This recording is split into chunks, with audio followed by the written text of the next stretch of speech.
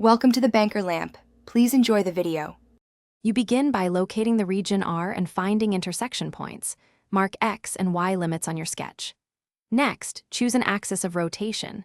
Vertical favors shells, horizontal often favors discs or washers.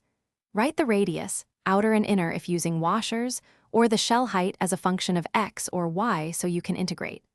Once done, express limits numerically and simplify the radius expressions. This sets up the integral and prevents algebra mistakes later.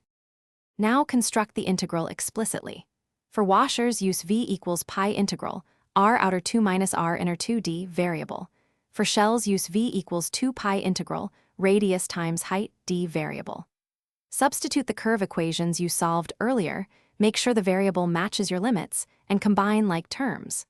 Once substituted, simplify the integrand by expanding or factoring to make antiderivatives straightforward. If powers or trig appear, recall substitution or identities. This reduces. Compute the antiderivative of your simplified integrand and evaluate at the upper and lower bounds. Subtract to find the volume. Make sure the result is positive and that units match expected cubic units, since a sign error often means a mismatch in outer/inner or reversed limits. Once done, quickly verify by estimating with a rough numeric check or comparing shell versus washer methods if possible. If values disagree, re-express radii and bounds and rescan your sketch to find the mistake.